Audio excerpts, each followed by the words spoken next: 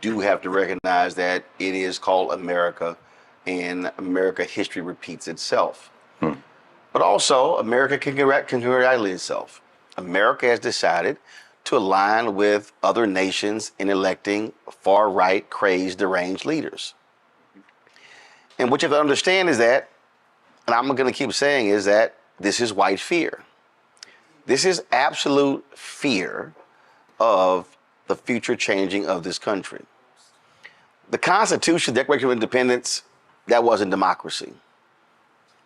Black men couldn't vote. Men of means couldn't vote. Women couldn't vote.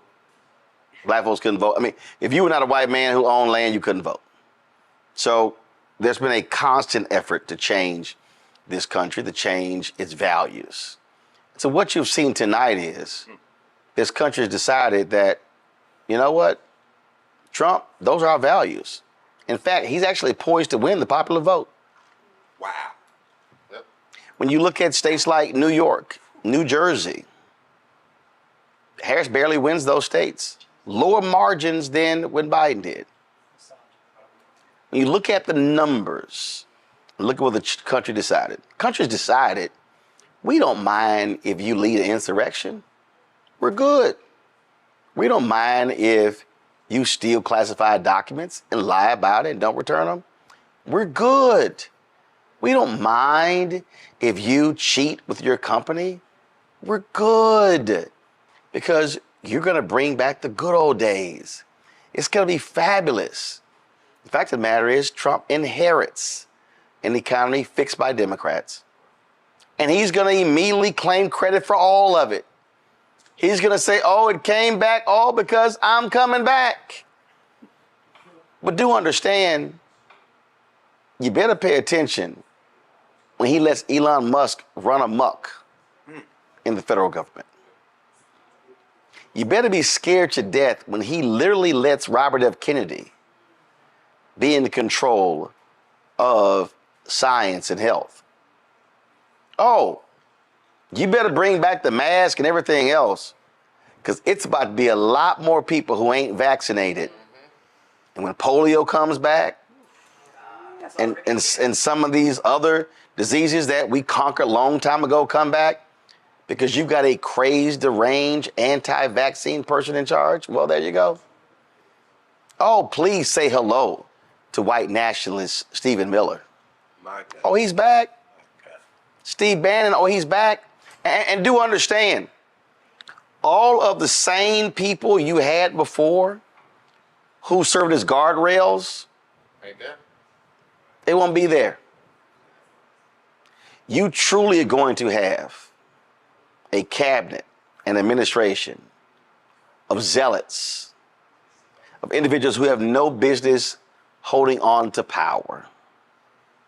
And so America got what it wanted tonight, and America is going to get what it deserves.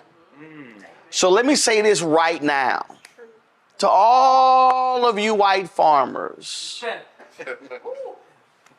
in Michigan, in Wisconsin, in Indiana, in Iowa, when he drops his tariffs and all of y'all asses go broke, I don't want to hear shit. Because hashtag, we tried to tell you. And to all y'all people who blame the Biden-Harris administration for an awful economy, even though inflation today is at where it was in December 2019, where we had the longest period of unemployment at that low of a rate in 50 years. Stock market, S&P, savings, all that stuff. Oh, by all means, when his tariffs plan shifts all of that debt to you, don't look at us who voted for Harris. Because hashtag, we tried to tell you. We told you by voting for that fool what was going to happen. So your health is going to be compromised. Your pocketbook is going to be compromised. Oh, by the way, when your ass start choking and your water tastes like crap, Don't come holler at us because he is going to decimate the EPA. Oh, by the way, when your raggedy ass state go ask a fool with the education, please don't come holler at us because of what he's about to do when it comes to the Department of Education. And again, all y'all white women who on birth control, How about that? don't come holler at us when this Supreme Court targets that too.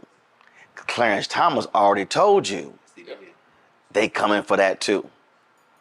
And so for all of y'all who said, oh my God, the nation is on the wrong track, by all means, enjoy his inauguration. Dance in the aisle. Go dancing in the streets. But I'm going to tell you right now, ain't no way in hell you think we're going to be silent. There's no way in hell you think we going anywhere. You know, I interviewed Harry Belafonte, brother right there. I asked him about why is he still in America. He said, you know what? For all my love of the French Riviera, he said, I stayed here to make it better. And see, I know y'all really think this is yours. I know y'all really, really think that we should go to where we came from. Well, I'm gonna tell you where I came from. Riverside Hospital, Houston, Texas. 250 Defender Street in Clinton Park. And then 222 Pennsylvania Street in Clinton Park. So we're here and we gonna swing. And I'm telling you right now, y'all act a fool. It's gonna be the Montgomery Brawl. Yes, sir. Yep. Cause see, we gonna throw the cap in the air. That signal. And when it's time to swing, it's time to swing. Yes, sir. And so y'all can play it cute. Oh, by the way, all of you working class people, oh, I can't wait till the corporations start laying your asses off. I can't wait, because Elon's already said that we need to destroy the economy. That's right. To reconstruct it. Yep. That's right. And see, all y'all who supports this, I'm sure Dana White's gonna slap his wife around some more. How about that? And Trump is gonna elevate him. And I know Jenny Thomas is just pleased tonight. Yes, indeed. And I know Clarence is saying, oh, Miss Jenny, Oh, God. Oh, I can't see. we can now retire with millions because Trump is gonna replace me with somebody hard right. But to the people out there who are frustrated and angry, and I've been seeing your text messages and your Twitter posts and all that, all I tell you to do is go pick up a history book. Come on. And do understand Come on.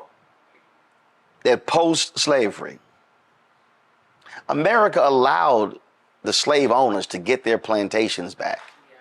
Yeah, they did. As long as they pledged to abide by the Constitution. So the very folk we were fighting came back and got their riches. And the slaves didn't come back. But they did keep slavery in the Constitution and allowed the peanut system to go forward. See, that's why the California deal is so important, because they don't mind that prison labor in California. That's right. So y'all can enjoy your win, but I'm telling you right now, a lot of you who voted for Trump and you're rejoicing right now, there will be tears. And when the tears come shedding, you can't cry on our shoulders. And you can't come to say, I don't know how this happened. And all we gonna say is, we tried to tell you. Folks, Black Star Network is here. Hold no punches. I'm real revolutionary right now. Black power. Support this man, Black Media. He makes sure that our stories are told. Thank you for being the voice of Black America, Roland. Stay black. I love y'all. All momentum we have now, we have to keep this going. The video looks phenomenal. See, this difference between Black Star Network and Black-owned media and something like CNN. You can't be Black-owned media and be scared. It's time to be smart. Bring your eyeballs home. You dig?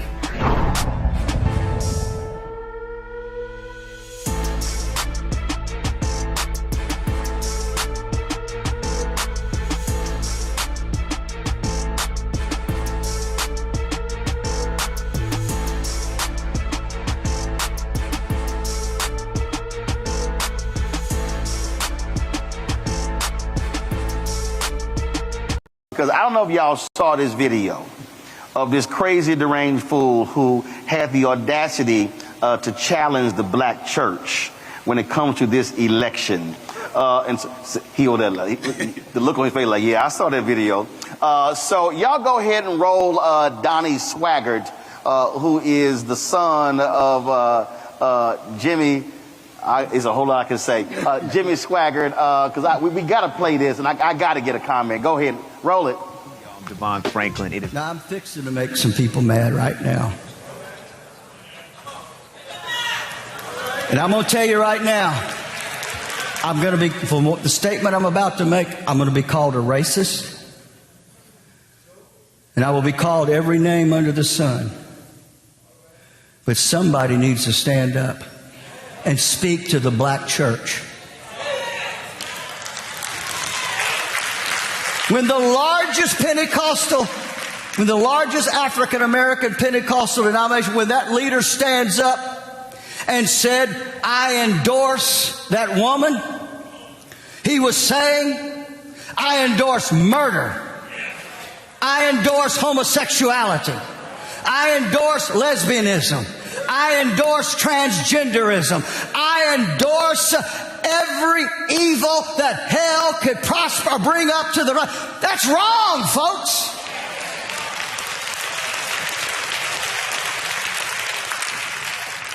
And the black church votes predominantly for the party that is anti-God. What's going on here? What's going on?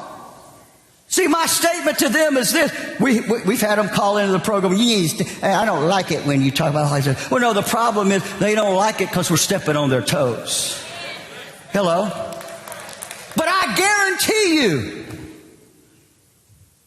if 1860 was today, they wouldn't say a word about preachers preaching against slavery.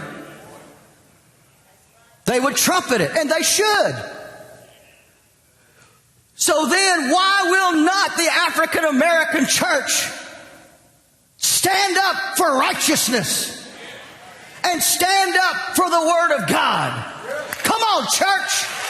Come on. You can call me a racist. You can call me every name under the sun, but I am right. I come against you in the name of the Lord Jesus Christ. You don't vote for somebody just because mama voted them or daddy voted for them, but you vote according to the Word of God.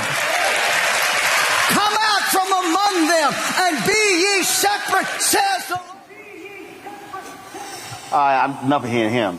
Go right ahead. Yeah, Fred, let me, I'm about to speak in tongues, so let me get what we're not going to have is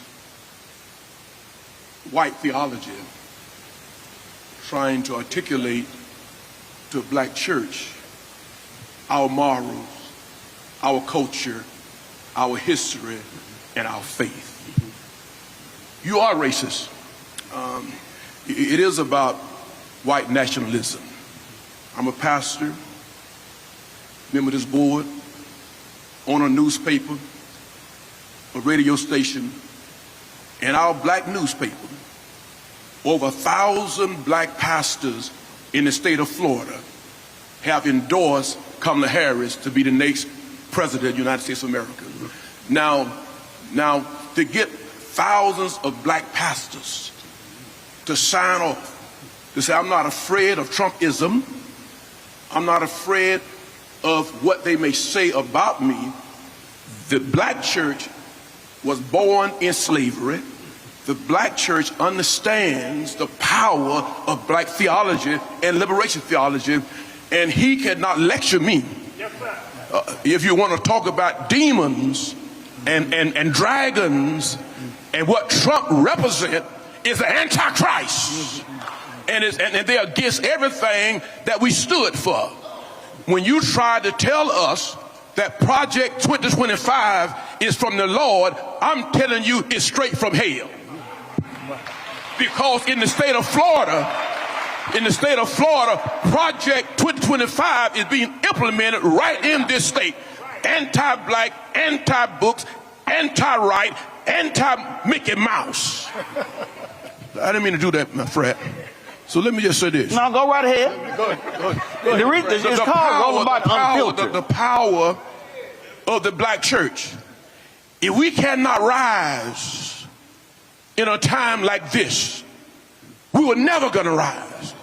This is a defining moment, not only for black folk, but for clear-thinking white people. This is our time. And I'm not going to be an Uncle Tom preacher who received my resource from black folk and scared to settle for black folk. The devil is a liar. I salute my frat brother, and I greet my frat brother. I was trained as a church historian. I am revolted and disgusted by the son of a man who condemned other folk and then did the same thing himself. I will not be lectured by the great-great-grandsons of white preachers that told black folk slavery was ordained by God and you ought to be happy to be a slave. I will not be lectured and taunted and dismissed by white preachers who refuse to understand my dignity and my culture and only want to recognize me when I emulate them. The black church at its best has always been an institution for liberation of black folk and all folk. Our doors have always been open to anybody who wanted to come in.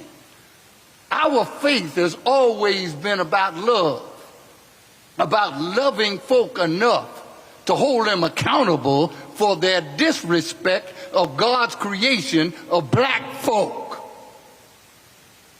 I serve a God who created me in God's own image and gave me the right to decide what I would do with my life. I'm grateful that I had a praying mama. I'm grateful I had a father who was light-skinned and decided he was going to continue to identify as a black man because his daddy was the only black person in the town he was raised up in upstate New York. I stand in a tradition of black folk who lifted black people up because they understood the God they served was concerned about who they were. I serve a nappy-headed, bronze-skinned Jesus Here in North Africa, who died on a cross that I can have life more fully. And I will not allow somebody who denies the truth of the matter. He would rather have somebody with 34 felony convictions for an innumerable number of other court cases waiting on him, who has been sued over 4,000 times in his lifetime, who gets off a bus, talks about putting Tic Tacs in his mouth, and grabbing a woman in her private parts. That is what he wants as president? We may disagree about abortion. I've been in ministry for 63 years, Roland. I've never told anybody to have abortion and never told anybody not to have one. I've explained to them the consequences of both and told them you need to pray, go to your God, ask your God what you ought to do, because you're the one that's going to be accountable for whatever you do. And if your God says it's all right, then you do that. Because they don't even understand it. In Orthodox Judaism, the child is not a child until they're born, until they are birthed. There are other traditions that honor life in different ways. And you, with your male self, want to dictate to a woman what she can do with her own body? That's the start of a deep and vicious slope that will dictate to all of us. I'm enough of a historian to know that Jews, that Hitler started out with Jews. He then started after folks who were handicapped. He then started out after folk that didn't agree with him.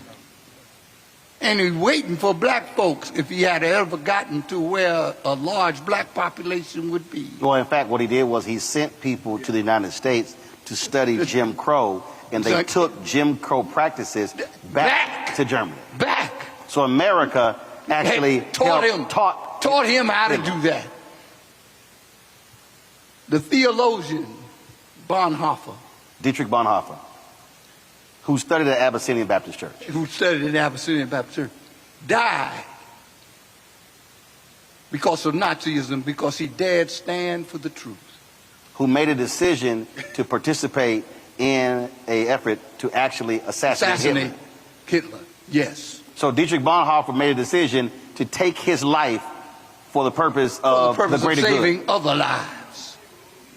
There was. Oh, I know about Dietrich Bonhoeffer. But then, don't think I'm bootleg. My wife ordained, but I'm bootleg. When they came, we can have a council right now. I mean, there's enough of us here to have a council if you need it. But when they came, the story is when they came to the Jews, I didn't say anything. When they came for crippled folk, I didn't say anything. When they came for folks that were his enemies, I didn't say anything. And when they came for me, there was nobody left to speak. You start out talking about gays and lesbians. I don't understand, and there may be some folks that might get offended by this. I don't know why I'm heterosexual.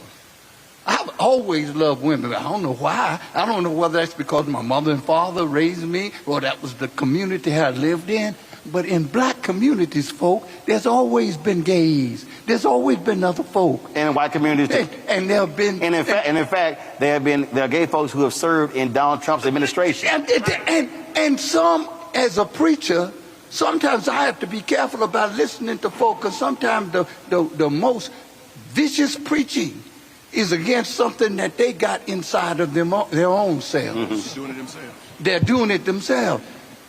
But the point I want to make is this. I don't understand why I'm how I am, so I certainly don't understand what somebody else does, but I will say this. There is one passage of scripture that I love. It's in John. And it says, you will know my disciples by their love. I'm going to love folk until I understand more about everything.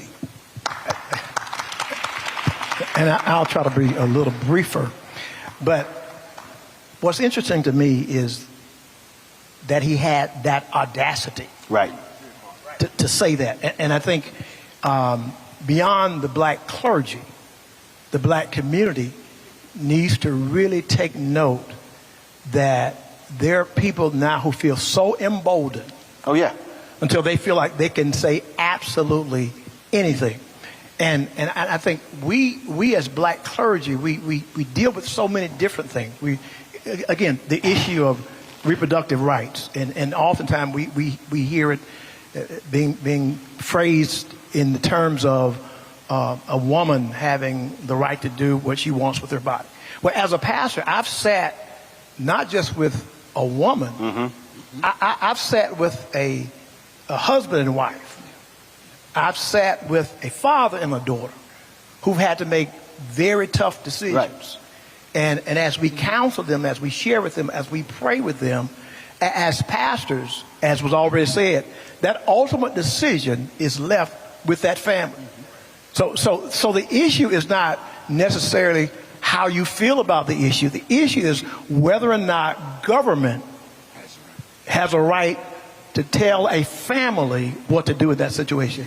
If the church doesn't have that right, then why should the government? And so I think we really have to be careful that we don't miss the fact that in many cases the white evangelical church has become almost another political party. Well, the reason why I wanted to play that, because first of all, if you want to show the sheer stupidity of Donnie Swaggart, when he says first the black church, coming out of his mouth, the reason there is a black church is because black people could not go to white churches.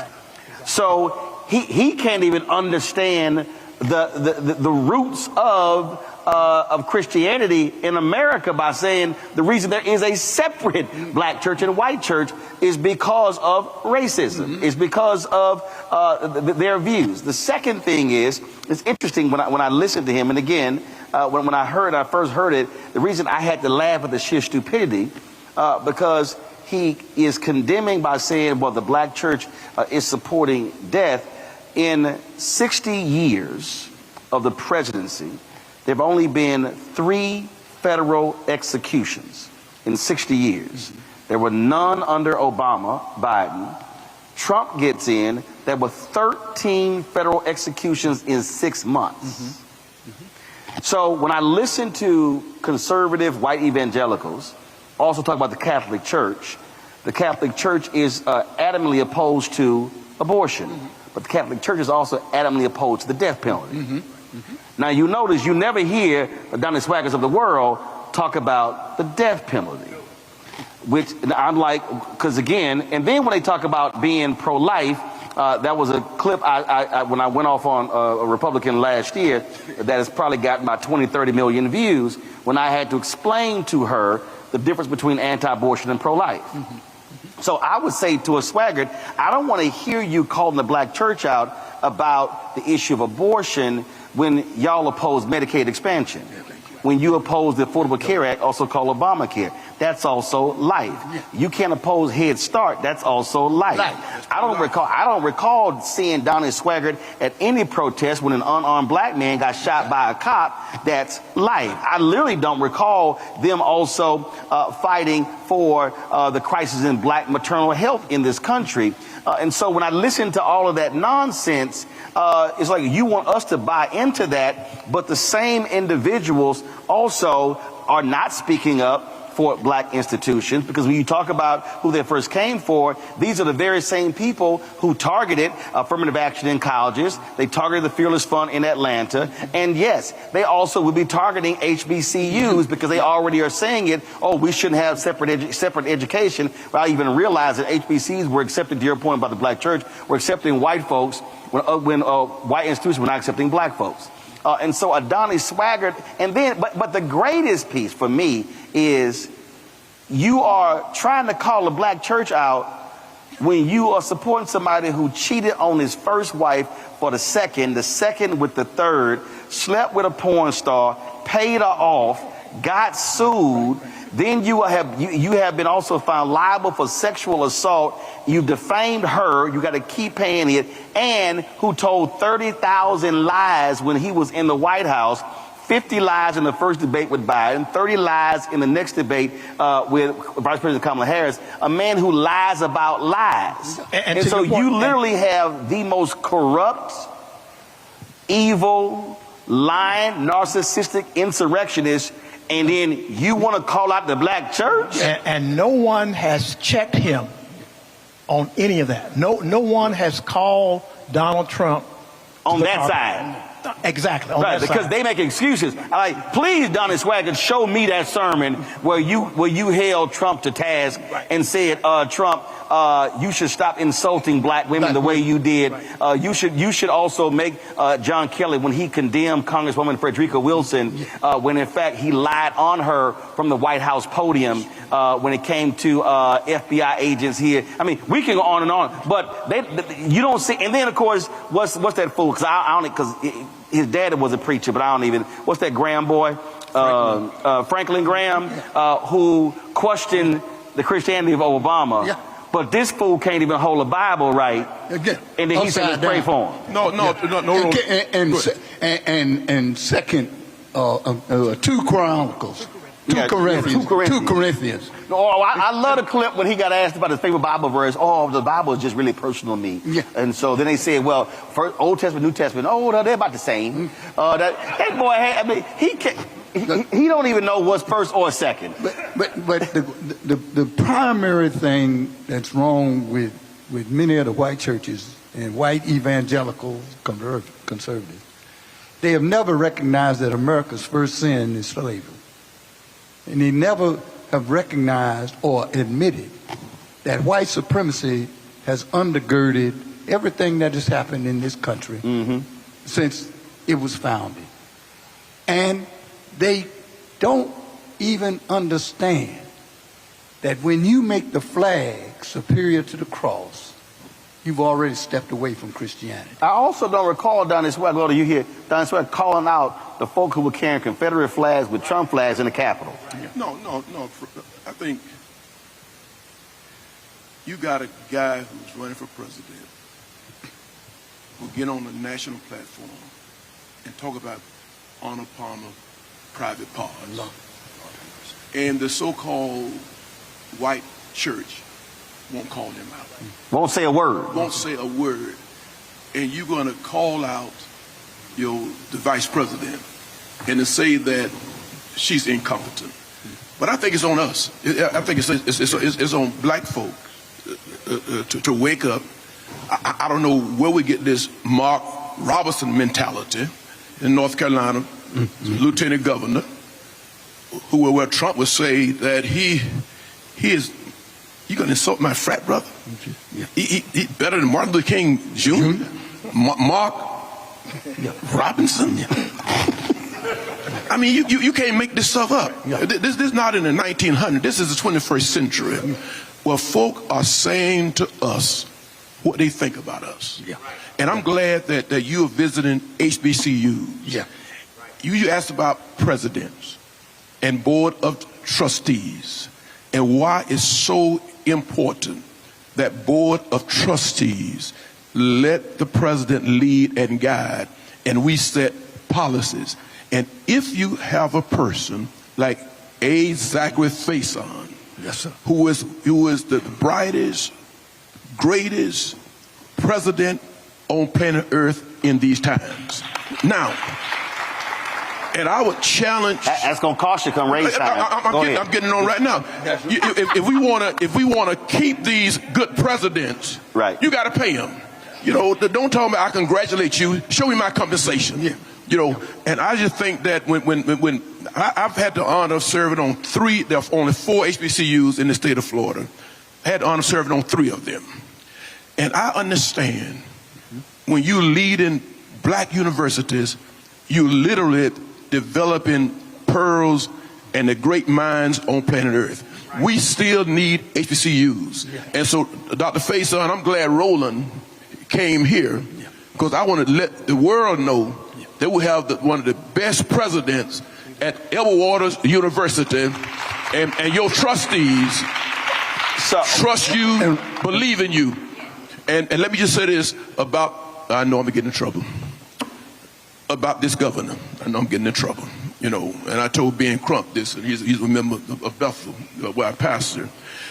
When the sadness said that black folk derive benefits from being in slavery, and he also said that our history lacks educational merit. Now, we could not just let them get by.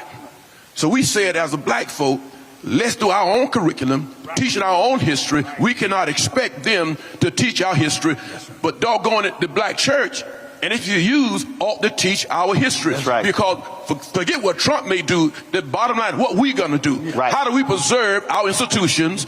How do we make sure that black colleges are growing, not just surviving, but thriving? That's right. That's on us, Roland. That's right. That's on us. That's on us. And my last point is, I'm getting in trouble. Black men. Obama tried to tell you. Magic Johnson tried to tell you. Now let this country preacher tell you. Have you lost your mind?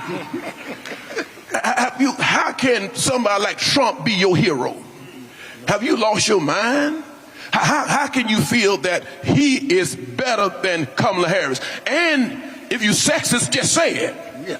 Yeah. And if you have a problem voting for a qualified black woman, just say it. But don't hide behind Trump. Yeah, one of the things that real quick before we close. I want to say this. I was the president of a white institution for 15 years. I never stopped being black. I was judged by a different standard. And I stayed there longer than any other president. And when I walk out the door, I got an honorary degree. Thank you very much. What I'm saying about this president, this man has vision, he has energy, he has integrity, and he's operating in a way that I have compared him to Dr. Benjamin Elijah Mays and his wife to Mrs. Mays, Mrs. Sadie Mays. I'm a Morehouse grad. And I don't compare anybody to Dr. Mays and Sadie Mays, but A. Zachary Faison and Tyson Faison, that's as close as I've ever seen. That is a model for everybody for leadership. And we better be real glad we've got him, and we better do everything we can to keep him, because everybody else wants the same thing. Final comment. Final comment, going back to that clip as it relates to the black church. I think it's interesting that he would even challenge the black church.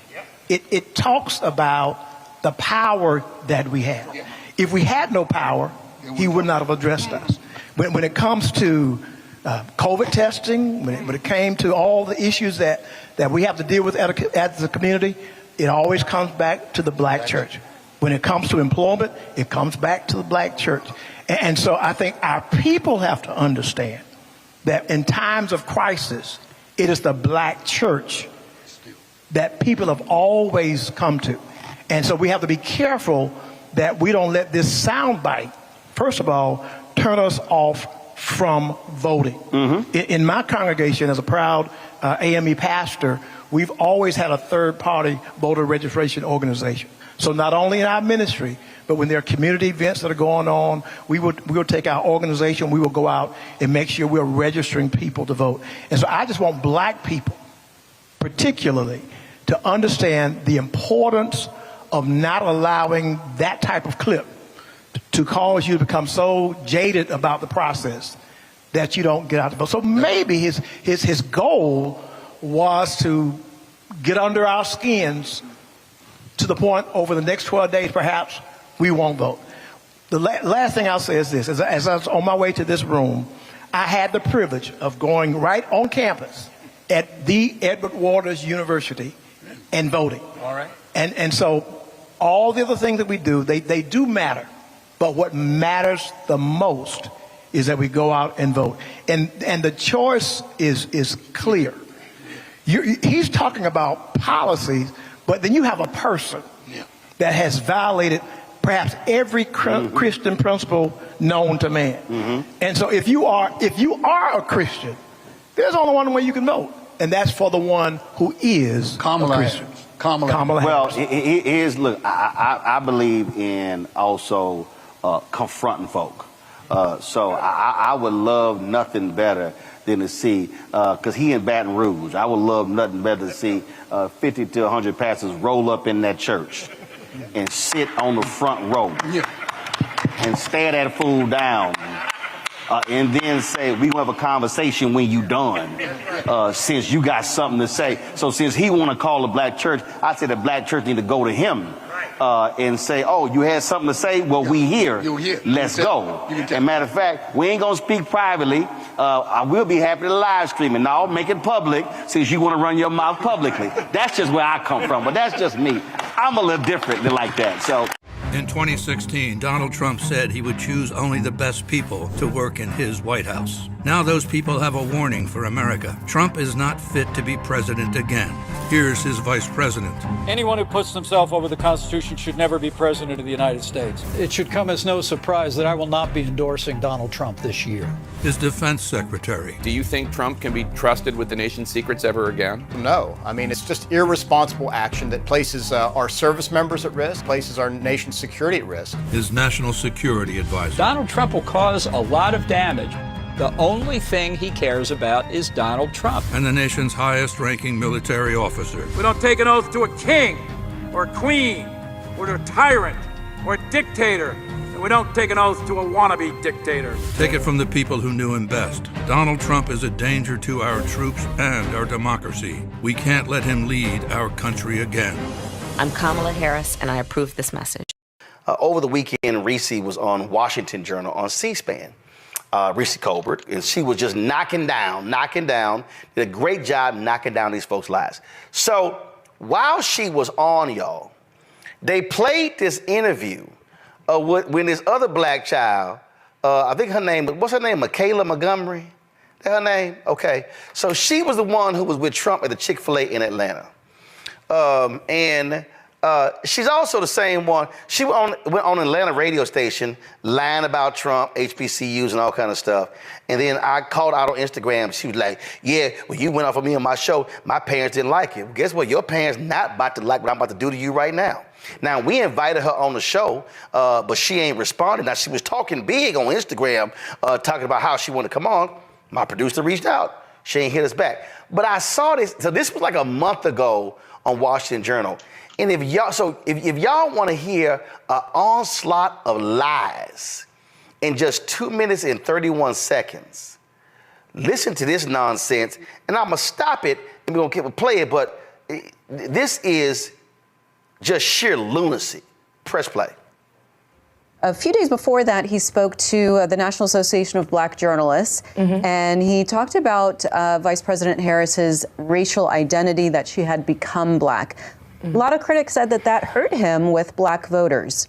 What was your reaction? I don't know why it would hurt him with black voters, because it seems like black voters are offended by everything except the conditions in which their reality is set. So while we might be offended that a rich white man is questioning the nationality of a quote unquote black woman, that black woman does not claim to be black outside of campaign season. So we saw her be black as she was vying to be VP. The hot sauce on the pork chops, the marching with the band, all of a sudden she's paying attention to her AKA sorority sisters. But then once sworn in office, you didn't see the acknowledgement of her sorority or her HBCU. She didn't wear pink, she didn't wear green, she didn't wear anything HU. She also did not acknowledge the black community. Oh, freeze right there.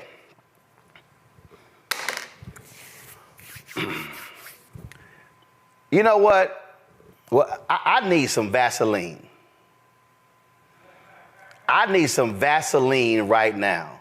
This is the moment where you put some Vaseline and then you just put it on your, like when you get ready to run. Matter of fact, I could do battle right now without any Vaseline, because y'all just heard a straight up liar. Michaela Montgomery, you are I see why you support Donald Trump, because both of y'all are some lying ass people. Y'all just heard her say, when she became president, she didn't wear pink and green. She didn't do nothing. Is that so? Huh. Give me a second. Let me just go ahead and refute That massive lie. And see, the white woman on C-SPAN, and see, this is my problem when you have these folk on these shows. They are unprepared for the lies. Henry, go to my iPad. Vice President Harris speaks about gun safety, abortion at Orlando Alpha Kappa Alpha sorority event. Uh-oh, what is that date line right there?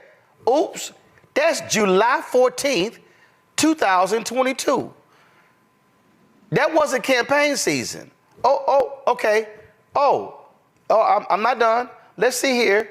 Now, she don't acknowledge she AKA. Really? Because I was there in Dallas when she spoke to the AKAs. By the way, Michaela, you clearly ain't Greek. What you don't understand is that, guess what? Greeks have their conventions every 2 years. Yeah. So they met in 2022, and then they met again in 2024. This right here is her wearing pink at the AK convention this year in 2024. So again, your lie doesn't stand. I ain't done. Let me go ahead and go here. Matter of fact, Henry, you can go to, let's see, Kamala Harris. And now go to the iPad. Tennessee State. Let's see here.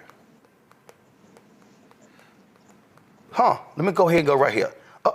Let's see here. Boom. Vice President Kamala Harris gives a commencement speech at Tennessee State.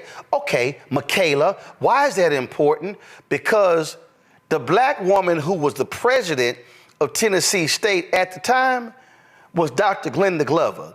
Who was Dr. Glenda Glover when she gave this speech? She was an international president of Alpha Kappa Alpha Sorority Incorporated. So she was actually there with her sorority sister. But, Michaela, I'm not done refuting your silly ass lies. Let's go ahead and go back. Let's see here. Let's see here. Okay. Let's see. Let's see here. VP Harris.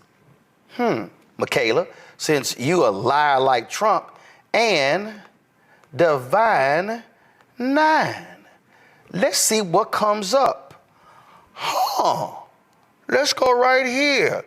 We got all these stories right here, what the Divine 9 is doing, and how they lining up. If I click images, my goodness. Let's go to the LA Sentinel. Vice President Kamala Harris discussing voting right with her collegiate family, the Divine 9. Let's go to the story of this black newspaper. Oh my God. What is the date line on that story? It's October 7th, 2021. That means that Vice President Kamala Harris was in the White House for only 9 months. They came in January, and the meeting was in October, so 9-10 months. That's October 7th, 2021. My God, let's look at, my goodness. Here's a photo of Vice President Kamala Harris talking to Dr. Glenda Glover. Oh my God, who is Glenda Glover? She's the president of Tennessee State, and at the time in the picture was the president of Alpha Kappa Alpha.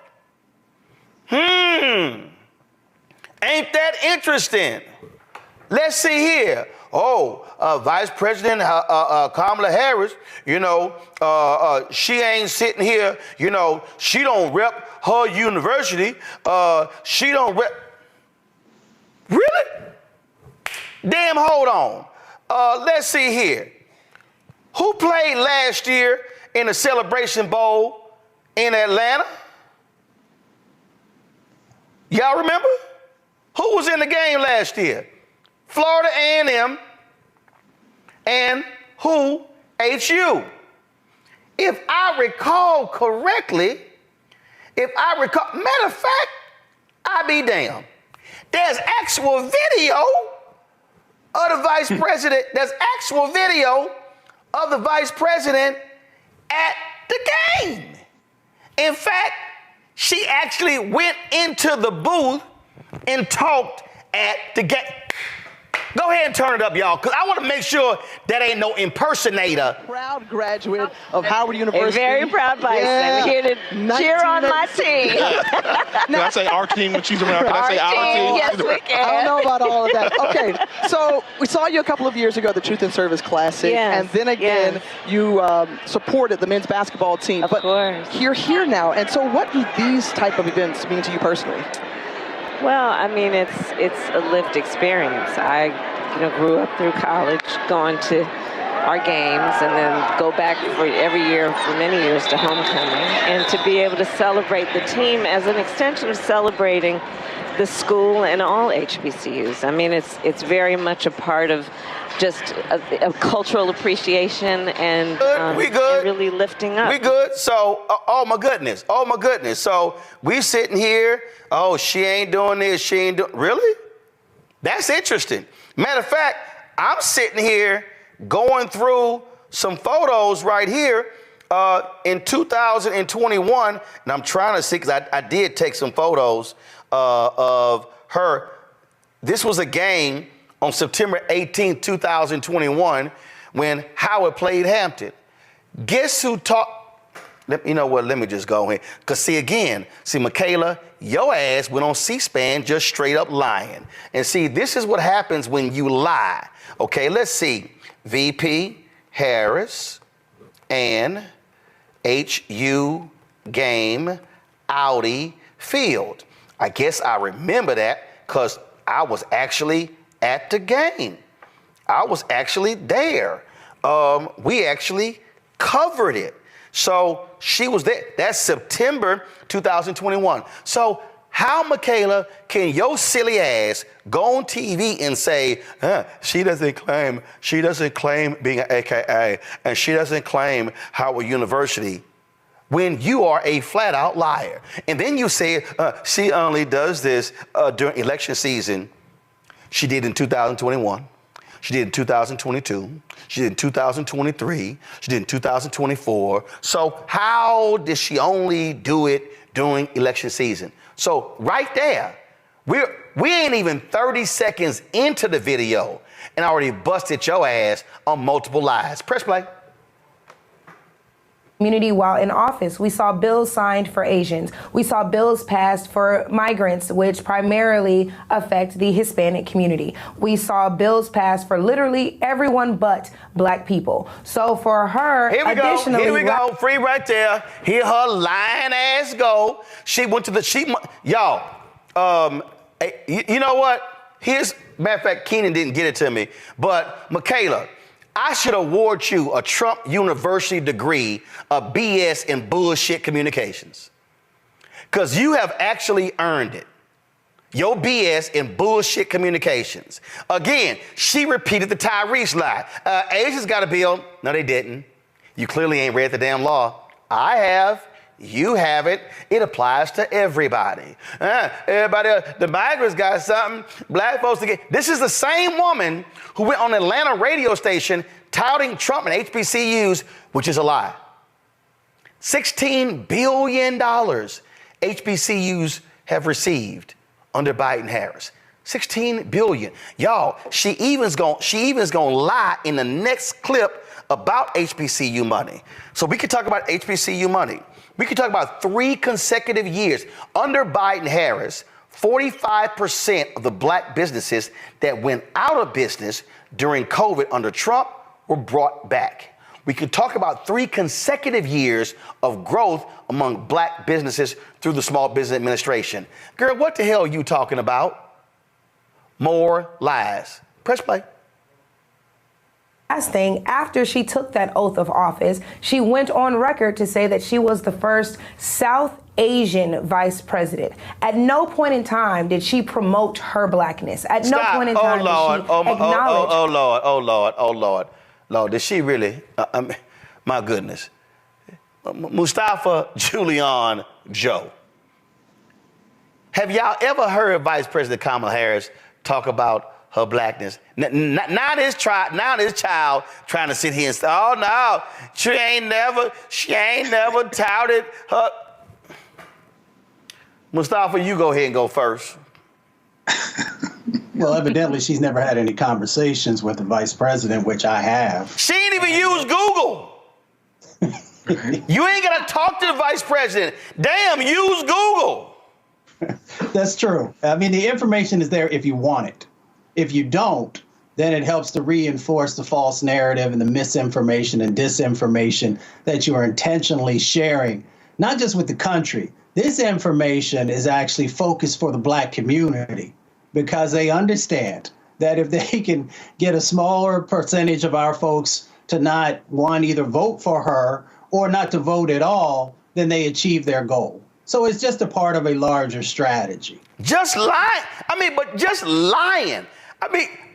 First, let me do this here. Y'all, hold on, Julie. I'm going to come to you next. Y'all, go ahead and play. Let's just hear more of the lies. Go ahead.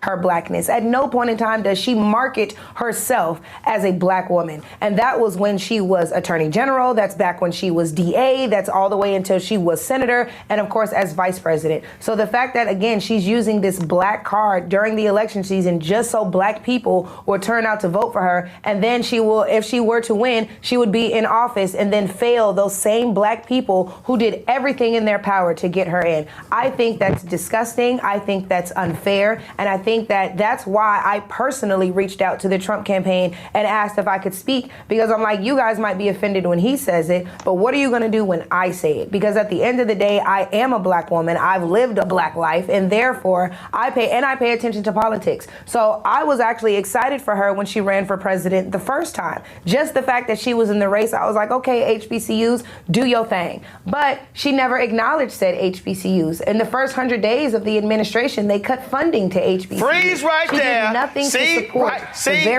freeze. See right there. See, here's that other lie. Here's that other lie. And I busted the liars. First of all, Michaela, you don't actually read. So stop it. Well, let's just stop right there. You don't read. You don't read, you don't watch, you don't listen. You don't.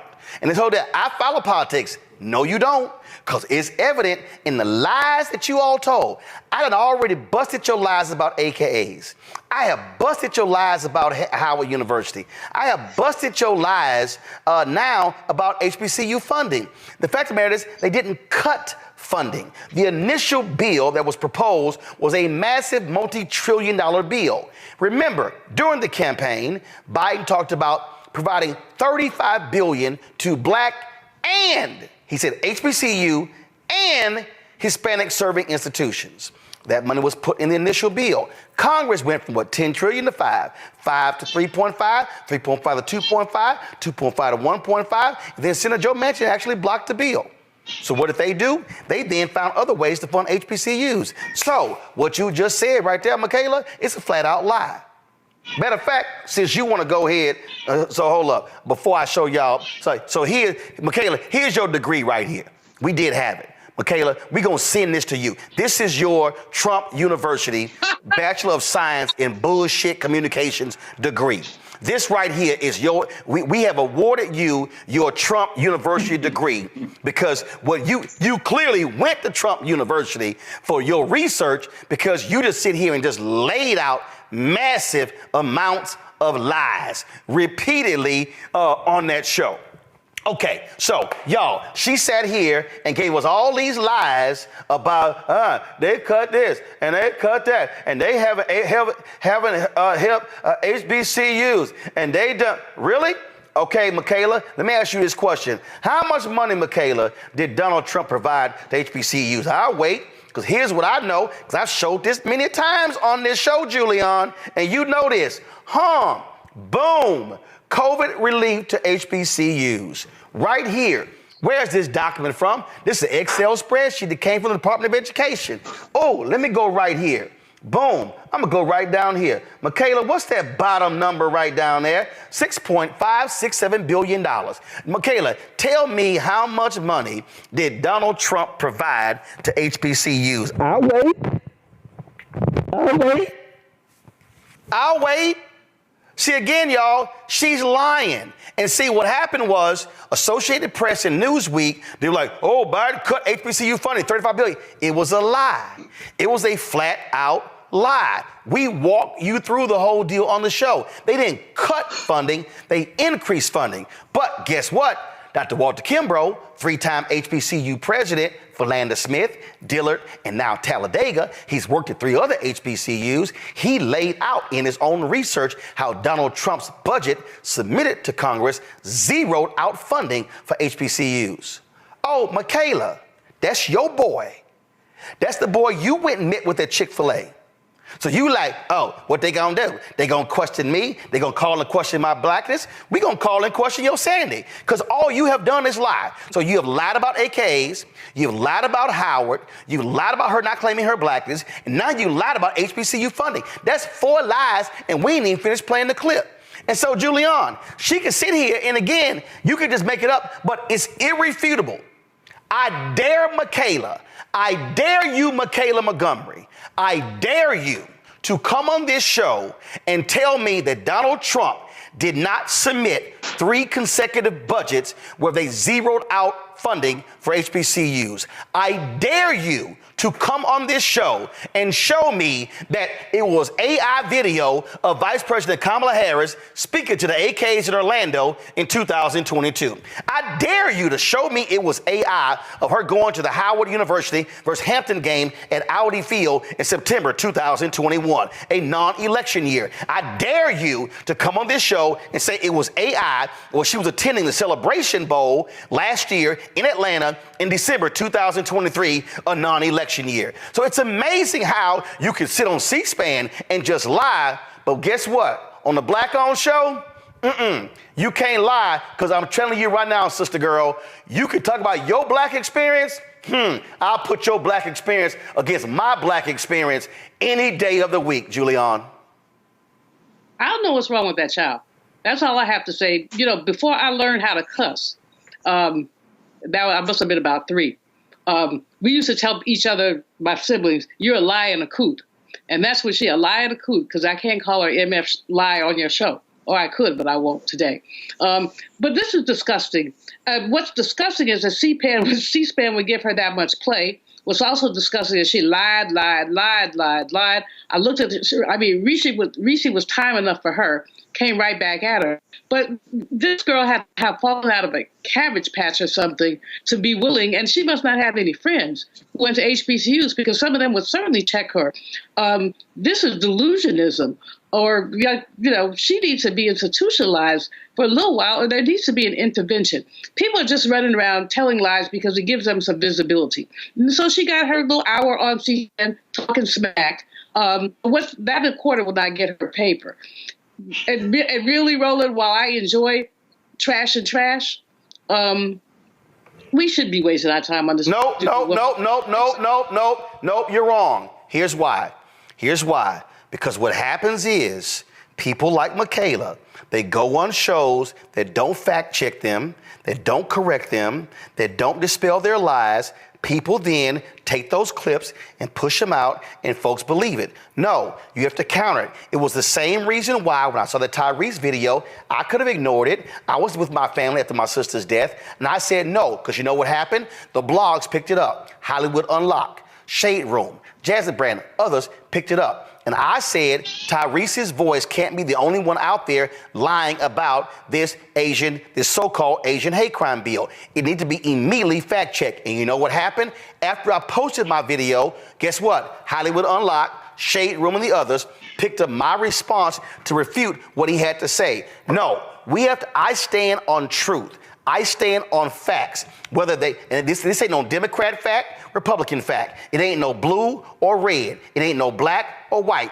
It's facts or facts. And we can't allow any of these people to come out here and lie. Now, here's the deal. If you want to oppose Vice President Kamala Harris, that's fine. If you want to oppose her on policy, that's fine. What you're not going to do is actually lie about the policies. What you're not going to do is lie by saying she's never claimed being an AKA, when there are numerous times they've actually been to the White House in meetings what she's actually had. What you're not going to do is lie about HBCU funding. What you're not going to do is lie about her only claiming Howard University during election season. In fact, hell, I'm sitting here thinking about it. Let me go right here. Let's see. VP Harris.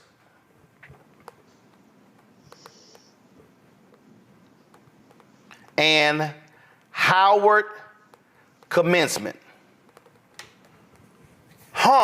Let's see right here. Let's see right here. Oh, the 149th convocation. Who actually spoke at the 149th convocation? Oh, that's Vice President Kamala Harris. So please explain, I'm sorry, and correct me if I'm wrong, was last year an election year? No, it wasn't. No, it wasn't. And in fact, of course, President Joe Biden also spoke at the commencement. So what I find to be curious, again, Joe, are the folks who was, again, what Michaela will do is go on that show and lie, brazenly lie, that's easily fact-checked, and knowing full well that white anchor at C-SPAN was not going to fact-check her in real time because she didn't have the information. You know, it's a great thing, I guess, to some to be able to go on a show and say whatever you want to the national stage and not get fact-checked. First of all, Reese did a great job the other day as well. I really enjoyed watching that, and she banged on him with a whole lot of class, but she certainly banged on him. But again, you know, you've got a situation where somebody just makes a decision to tell a bunch of stuff that doesn't matter and it's not true. Very little of it having to do with policy. You can, you know, make a claim related to HBCUs, and theoretically that's policy because we're talking about funding. But most of it didn't even have anything to do with how Kamala Harris could be as a vice president, as a president, or how she's been as vice president. And so it's interesting how media outlets really entertain this. It's amazing how, you know, this guy from Fox News, I guess it was, you know, is actually on a salary and getting paid to actually go to the White House press briefing and ask a question that means absolutely nothing. Dana Bash on CNN, bless her heart, it's the first time, Kamala Harris is doing an interview, and she asks about, the idea that Donald Trump, says that at certain point she became black. That has nothing to do with anything. Aside from being ridiculous, it's not talking about the matter at hand. It was wasted time, and I am glad that the vice president treated that the way that she did. I am glad the White House press secretary treated it the way she did, but to your point, she could have done it even faster. But there are those of us that can spend time and take a lunch banging on these guys talking about, no, you said this was the case, and it's not. It's an absolute lie. And so to battle, we got to battle at all levels. You know what I mean? And so I agree with that. You're not going to be the one to hold back anyway. And so that's all good. But it's crazy. Listen, Kamala Harris is proud of her heritage, all parts of her heritage. She shouldn't have to go out of her way to make one person feel more comfortable about this, that, and the other. She is who she is. She always has been. She's a doggone good prosecutor. She was a good DA, great senator, great vice president, and she'll be a great president. And that's that. And meanwhile, back at the ranch, for those that want to be used to tell lies, to tell things that aren't true, the Rolands of the world and the rest of us will, be a force that will come back at you related to it, because I think truth is an important thing. But, she wasted some time. But, those of us that want to help her down the road, looking not just to the corner, but around it, we'll go ahead and correct her so that if she wants to be corrected, maybe she can get it right next time. Let me be clear. Again, if you want to be a Donald Trump supporter, go right ahead. If you want to articulate, and I know some black people who are conservative, who are Republican, who say that here's the reason why they're voting for Trump. I think they're wrong. I think they're supporting a narcissistic, lying, insurrectionist, sexually assaulting asshole, but that's their right. But what will never be tolerated, Michaela Montgomery, is you going on a show and blatantly lying about Vice President Kamala Harris. And matter of fact, it ain't got to be about her.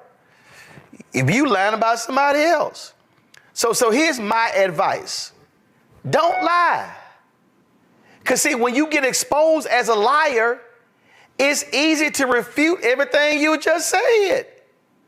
It's simple. And you can't, and also, you just can't, let me throw up my blackness.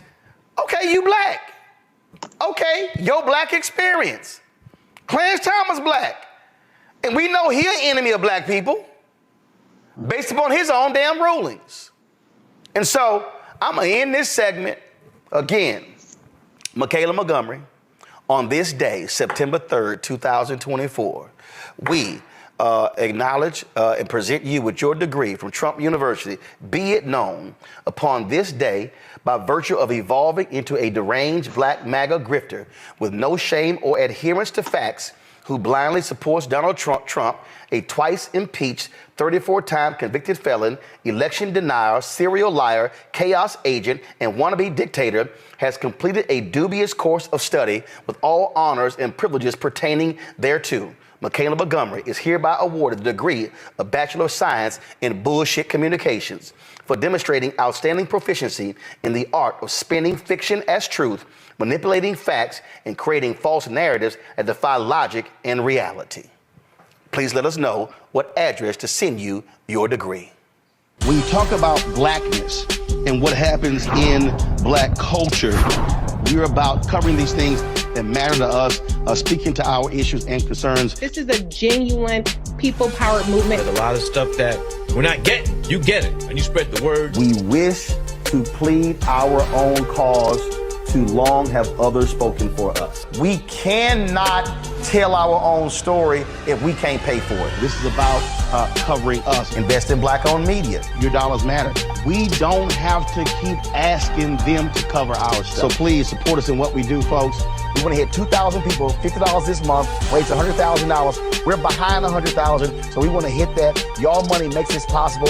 Checks and money orders go to P.O. Box 57196, Washington, D.C. 20037-0196. The Cash App is $RM Unfiltered. PayPal is R Martin Unfiltered.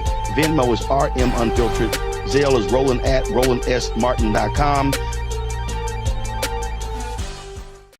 Hello, Georgia. Hello, hello, hello. I got to tell you, I've been a resident here for a little more than 30 years, so I know a few things about Georgia. What I want to share with you today is that this is where I found the American dream for myself. And lately I found myself having my feet in two different worlds. One where I'm talking to very wealthy people at their table, and then I come to work and I'm talking to people who work for me about everyday problems and everyday issues. So it puts me in a very, very peculiar spot to be able to talk to you. And I'm grateful for that, having my feet in both those worlds, because I still remember what it was like to stand at the Winn-Dixie on Beaufort Highway and have $20 and try to figure out, how do I make this meal work for the week? I know what it's like to have my landlord knocking at the door and I'm in the bed hiding because I don't want him to knock on the door because I know he has an eviction notice. I know what it's like to be homeless here in Georgia. I know what it's like to have to scrape up enough money to get to stay at a pay-by-the-week hotel off of Beaufort Highway. I know what it's like. I know what it's like to sleep in my car wrapped in my grandmother's quilt because I had no place to go. I know what it's like to come from work and walk outside and realize that my car has been repossessed. So make no mistake, I know and I remember how hard it is, and I remember the struggle, and I also know, hear me, how expensive it is to be poor. But I also believed in an American dream. And when I was coming here to Georgia, I was looking for inspiration, and there was this show called Lifestyles of the Rich and Famous. And there was a man on there that I really admired, I looked up to. He had a helicopter and his name was on hotels all over the place. He was, hold on just a second, let me get through this so you hear what I'm saying. Young black men admired him because his name was in rap lyrics. So when I first started making a little money, the first thing I did was checked into the Trump Hotel because I wanted to feel that specialness. But then I started to do my research. Research is important. Truth is important. Facts are important. I found out about a discrimination lawsuit against he and his father because they didn't want people like me in their building. I found out about him taking a full-page ad out on young black men in the New York Times. I found out about the birther lie. We all heard it, saying that Barack Obama was not born in this country. There are undertones there and there are echoes there that we all had to pay attention to. So I watched him when he won the presidency. I watched him say that there were good people on both sides when neo-Nazis were screaming, "Jews will not replace us." I watched him from the Central Park 5 to Project 2025. And what I realized is that in this Donald Trump America, there is no dream that looks like me. We want a president who believes that this American dream is for everyone. And that president is Kamala Harris.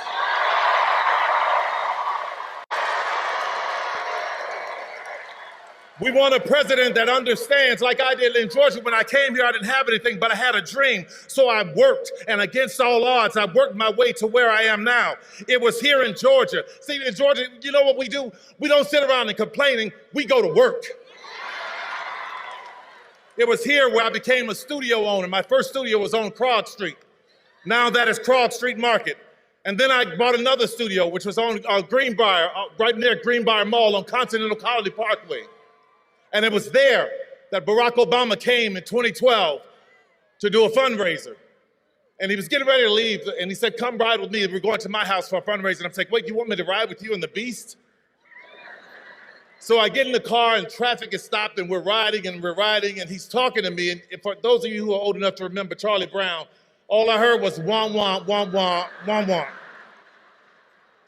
I finally said, "I'm sorry, Mr. President, but I haven't heard a word you said, because I'm in awe of this country. What a great country that you could become president of the United States." And he turned to me quick as a flash and he said, "Yes, but what a great country that you could become Tyler Perry." From that moment, I went and I bought a bigger studio. I bought Fort McPherson Army Base. Right now, where we hire thousands of people are coming through that doors. And I don't care what was stacked up against me. I don't care. I didn't pay attention to that. What I paid attention to was, how do I help somebody? I broke through that door, laid it down on its side, and let it become a ramp so that somebody else can get higher too. You want to hear something about an American dream? Fort McPherson was once a Confederate Army base, where there were Confederate soldiers trying to plot and plan on how to keep 3.9 million Negroes enslaved. Now that land is owned by me.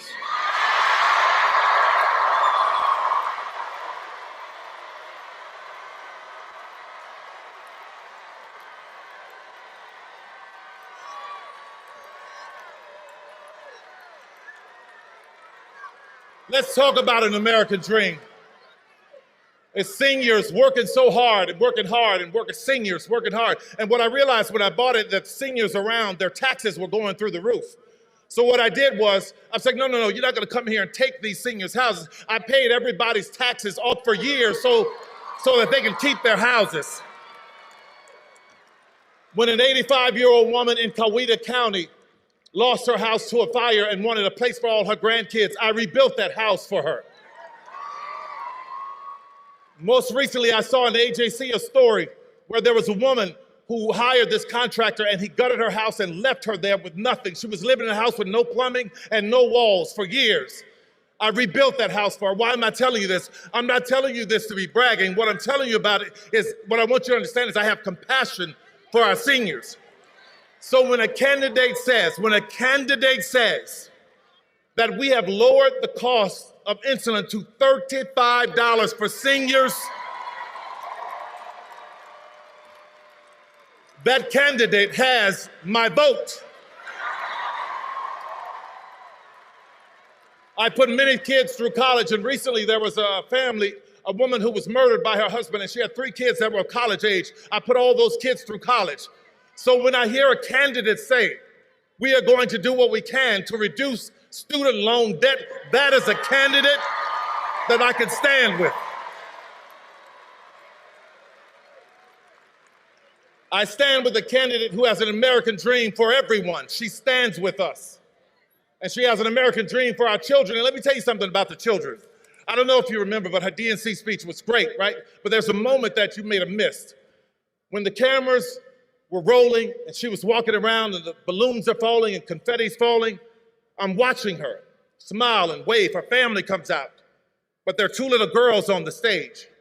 And I see her constantly making sure they're okay, not getting too close to the edge. That's what you want. See, the little things will tell you about the heart of a person.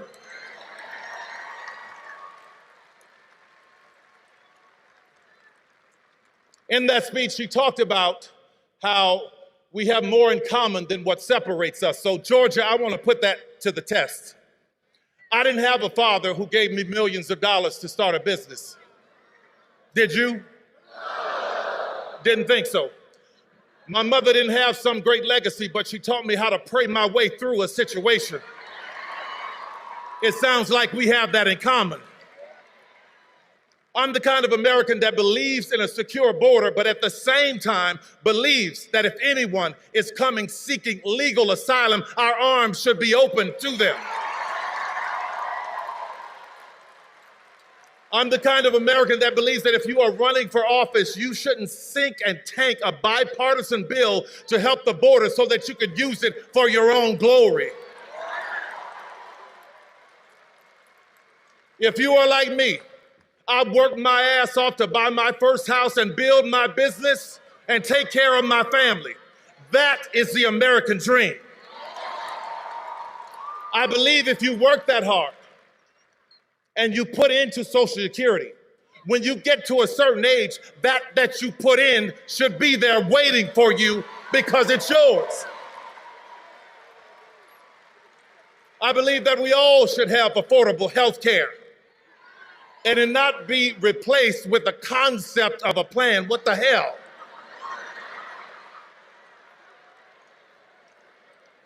I'm the kind of American that believes that no matter what your party, we ought to be able to sit down and have civil conversation so that we can work toward a solution the same as I do with our governor, Brian Kemp. I'm the kind of man that believes, I'm the kind of man that believes that the government nor a man should be telling a woman what she can and cannot do with her body.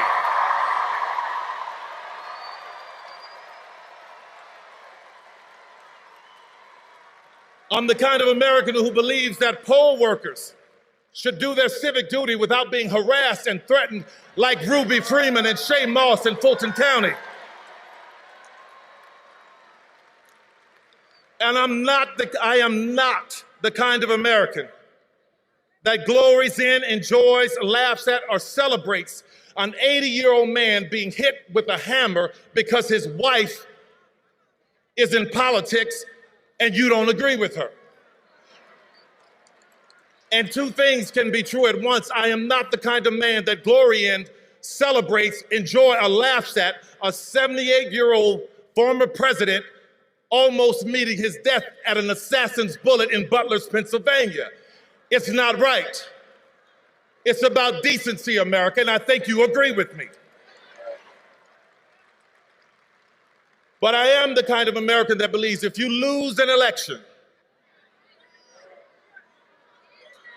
that you honor the constitutional, peaceful transfer of power. And judging by your reaction, I believe Kamala is right. We have more in common than what separates us.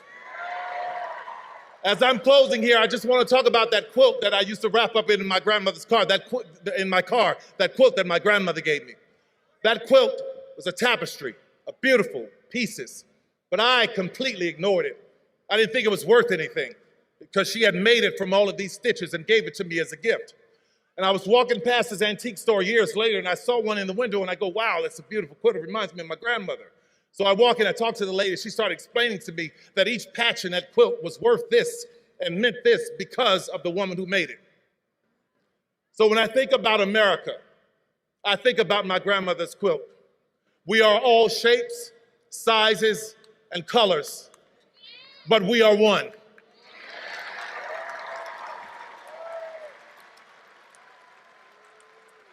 And it was so important for me to stand with a candidate who understands that we as America, we are a quilt. And I could never stand with a candidate who wants America to be a sheet.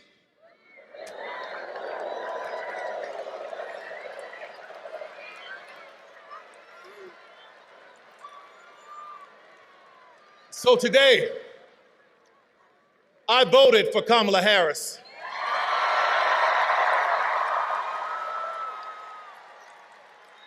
And Georgia, it was only about 11,400 votes that separated Trump and Biden. So every vote counts. So I stand here, full-throated, with my full chest, begging you, imploring you, let's get out and make Kamala Harris the 47th president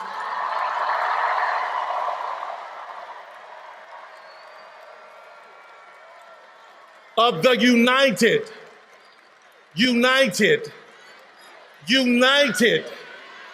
States of America. Thank you, everybody. God bless you. Whoa, Nelly! Keith Jackson used to always use that phrase when he was calling college football, and that's probably what he would have said last night if he was calling the House Oversight Committee game last night between the donkeys and the elephants. I know you were up late because, see, a lot of them Trumpers, they were down in New York City looking like some damn fools standing there defending Donald Trump. He was in court. So the committee, they actually got to work late last night, and damn, clearly some folks needed some sleep. Really? I'd like to know if any of the Democrats on this committee are employing Judge Merchan's daughter. Please tell me what that has to do with Merrick Garland. Is she a porn star? Oh, Goldman. That's right. He's advising. Okay. He's advising who? What? Do you know what we're here for? You know we're here about AG. I don't think you know what you're here for. Well, you the one talking about. I think your fake eyelashes are messing up. No, ain't nothing. Hold on. Listen. Order. Mr. Chairman, would you engage the order of your committee? Order. Please. There's a point of order. We have a point of order. Mr. Lynch, state your point.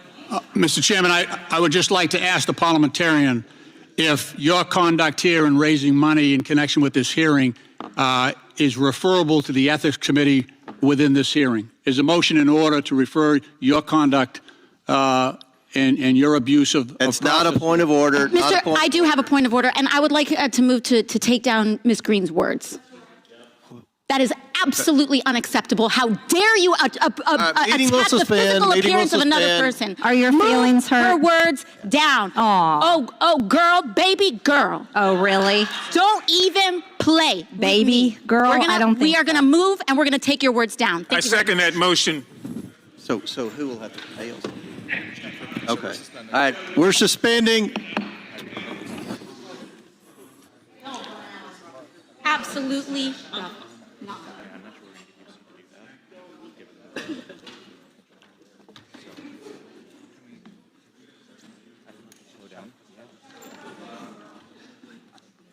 I don't know.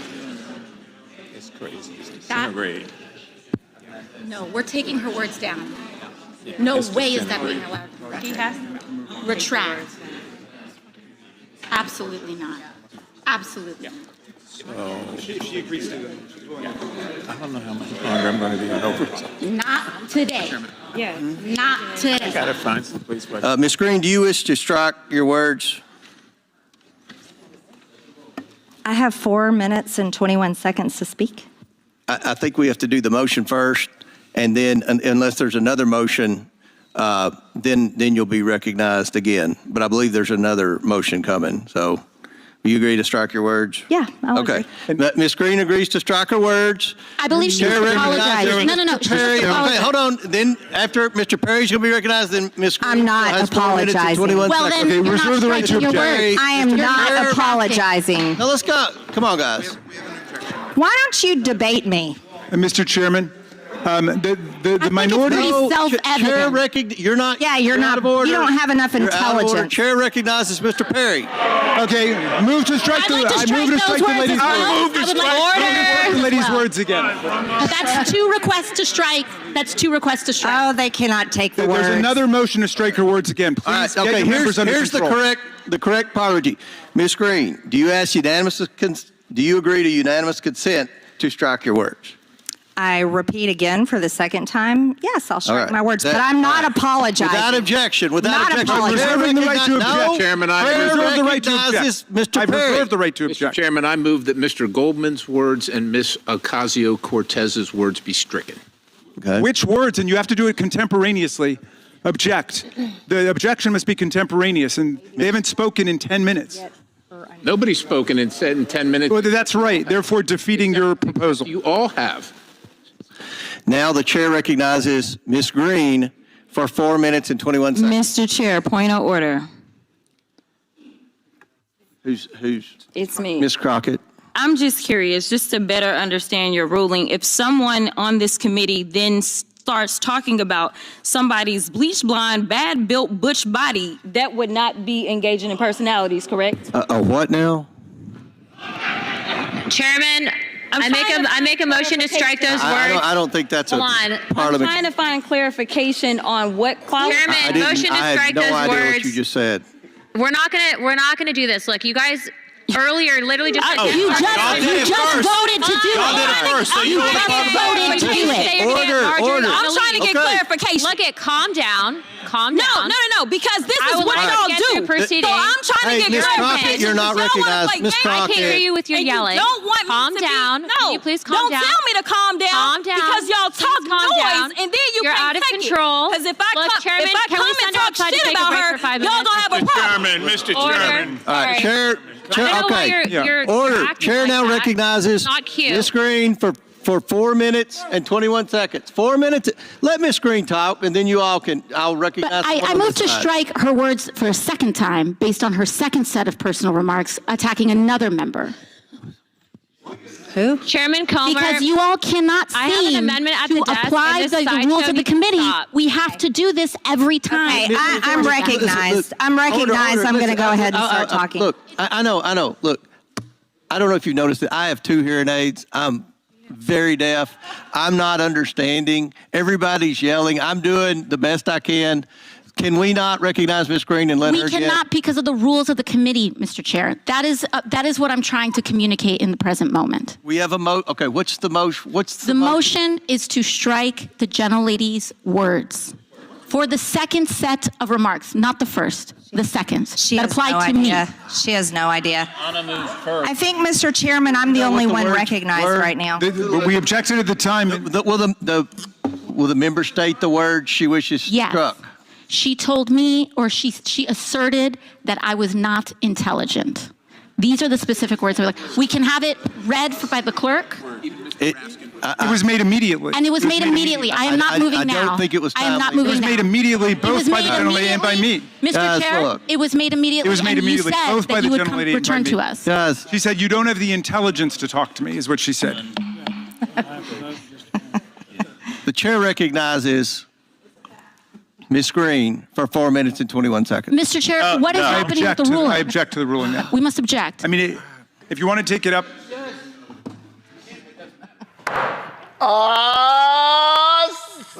Suck it. What did she actually, did she say? Matter of fact, Bleach Blonde. Bleach Blonde, bad built, Butch Body. I got it written down. It's going to be on a T-shirt very soon. It's already posted on my social media. The African history. I saw. Got it. Hold on. I saw this tweet today from my man Wesley Snipes. He says, suddenly Go to my iPad. I like Metro Boomin to make a beat with Bleach, Blonde, Bad, Built, Butch, and Body in the beat. Today's show has been brought to you by the letter B. Today's show's been brought to you by Clorox. Kelly, it was a little crazy there, Kelly. I'm here for. I think she should have taken it a step further, because for me, after all of that, I would have been like, "Ain't bitch," because what you're not going to do is come for me when I didn't send for you. That's what we're not going to do. We're not going to have that kind of decorum in the House of Congress when I didn't even call for it. I was out here minding my business, representing the great state of Texas, and you coming over here talking about eyelashes that you need, not me. You know what I'm saying? Like, it's the alliteration for me. It was the restraint for me, because it was clear that she could have taken it a step further, and she didn't. Because if it were me, I probably would have not been in Congress anymore. There would have been, some slow singing and flower bringing. I'm not going to hold you. That was delicious, Michael. Not delicious. That was delicious. That was delicious. I watched it earlier today, and Marjorie Trailer Park Trash Green, I think she bit off more than she could chew. She opened up a can of whoop ass. She couldn't put the lid back on. But this dysfunction, I want people to really understand what's going on. This dysfunction and Republicans being in control of the House of Representatives and all the committees. That's why Representative James Comer of Kentucky is the chairman of this committee. It's the result of about 7,000 votes over a handful of House races in 2022. That's why Republicans are in charge. That's why in 2023, they only got 27 bills passed in the House of Representatives, whereas in 2022, when Democrats were in control of the House, they got about 300 bills passed. They have still not passed a budget. They have still not passed a fiscal year budget. They're on there. I think that's the third continuing resolution. Yeah, I think it's their third continuing resolution. This is the dysfunction. This is how elections have consequences. You can't get bills passed that are meaningful to us because of BS like this and simple Simon-ass people like Marjorie Taylor Greene. And Comer doesn't even understand the rules of the committee. He's the chairman. Okay? These people are not built for leadership. It's easy to just say no and vote no on everything when you're in the minority, like Republicans were. Now, when you have to govern, they're showing they cannot govern. This is why 2024 November is so crucial. Yo, I just sat there and it was crazy. You know what? Here's Matt. If I'm Congresswoman Jasmine Crockett, my Congresswoman. From the great state of Texas, if I'm her, the next time the House Oversight Committee meets, if I was her, I would walk into the committee room and I would say, Comer, give me my theme song. Okay, all right.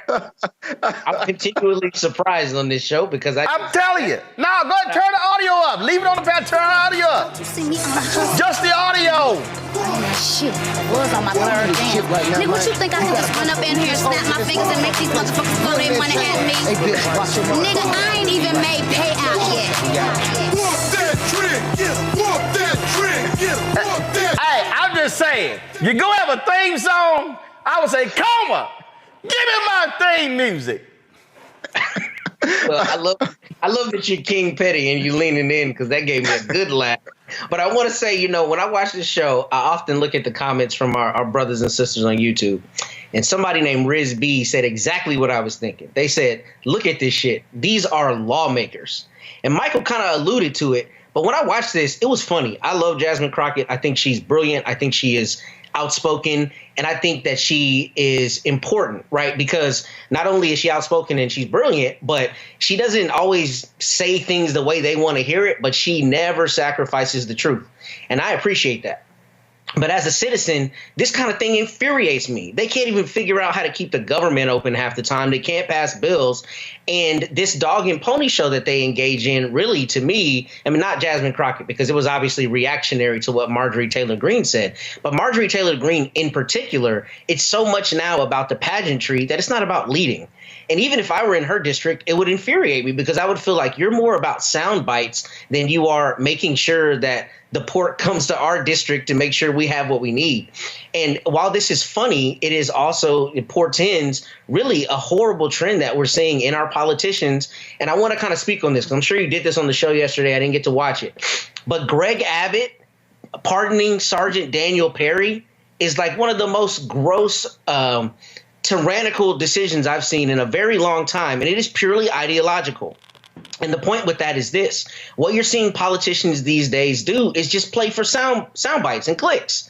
And that's what this is about. I mean, we're talking about in the House chamber. But what's really insidious about this is that you see what very often happens to black people and to black women when a white person particularly says something offensive, throws a rock, hides their hands, and then the goalpost moves, and now they're the ones upholding the rules of decorum, right? And, oh, you can't say that, and this, we got to do it the right way. I mean, that is horseshit.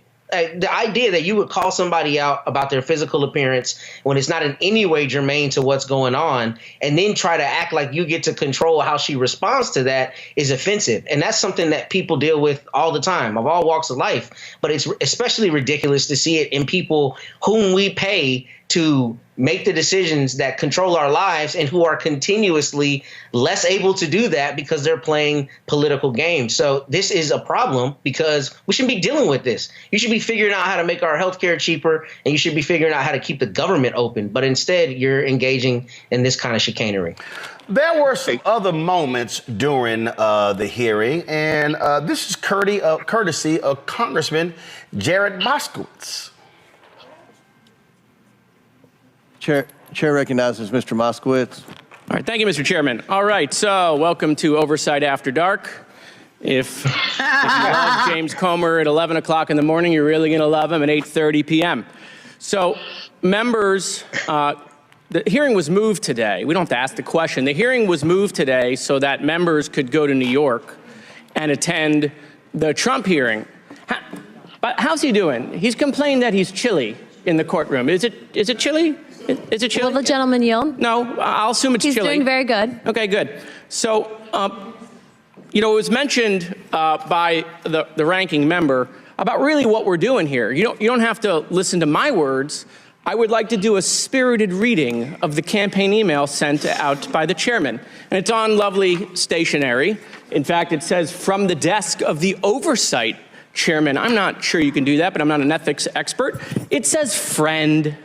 President Biden is exerting executive privilege in a last-ditch attempt to stop the disastrous audio recording of his interview with special counsel from being released. And it's highlighted in yellow. Want to make sure people saw that. Just a few months ago, the White House bragged that Joe Biden had nothing to hide and would not exert executive privilege during special counsel Hur's investigation. They even said he had nothing to hide. That's in italics. Now Biden and his advisors are terrified that I, James Comer, will release the recordings, forcing the media and the Democrats to answer for the dismal decline of Biden's mental state. He even had attorney Merrick Garland write a letter saying that his interview falls within the scope of executive privilege. This could be the final blow with swing voters across the country. Okay. You and I know, hold on, we're not done, it gets better. You and I know he's not up for the job, but the mainstream's media refusal to report on it as only keeping him in the game. Stand with Comer. The Democrats... You sure about that? The Democrats are pulling out all the stops to stop the bleeding. That means coming after me with everything they had. If you're able, we hope you are, I'd be so grateful if you'd consider making a donation to my campaign. I sure need it to defend against the onslaught of attacks. Thank you for everything. James Comer, chairman of the House Oversight Committee. Without objection, I'd like to enter that into the record. Without objection, so ordered. All right, beautiful. Now, that's what's a trip. Here you got Comer sitting there and he's fundraising off of it. They ain't got no proof of nothing. They ain't. And then you talking about you want to hold Merrick Garland in contempt when that fool Jim Jordan is sitting right there on the committee and his punk ass is still in contempt more than 700 days later. Yes. This is the dysfunctional Republican Party that cannot govern. We have to understand how important it is to vote incompetent people out of office, especially Republicans. If you have incompetent Democrats, run somebody better, replace them also. But this is dangerous. And Kelly mentioned, I think it was Kelly who mentioned health care. Donald Trump is saying he will repeal the Affordable Health Care Act if he's reelected. Now, 41 million people have signed up for the Affordable Health Care Act. It's more commonly called Obamacare. It's more popular than ever, okay? And if you want to know the damage that Donald Trump can do, even if he doesn't repeal it, if you go back to 2016 when he was president, in his administration, he cut the amount of funding for marketing the Affordable Health Care Act. Okay, making people aware that they could register for it. They cut the funding by 90%. The amount of time that you had to apply for the Affordable Health Care Act, they cut that amount of time in half. This is just the damage that he can do without legislation going through Congress. All right. And they have been consistently talking about repealing and replacing the Affordable Health Care Act, but they have nothing that they can replace it with that they agree with. OK, this is dangerous. So we have to understand what's at stake in 2024. This is more about this is not about Biden versus Trump. This is about all these other policies and the trajectory of this country and the future. And one of the most important things, U.S. Supreme Court and the federal bench, lifetime appointments.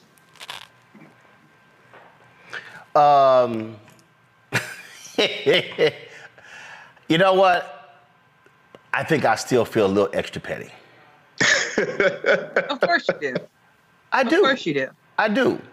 And so somebody posted this on social media, this graphic here.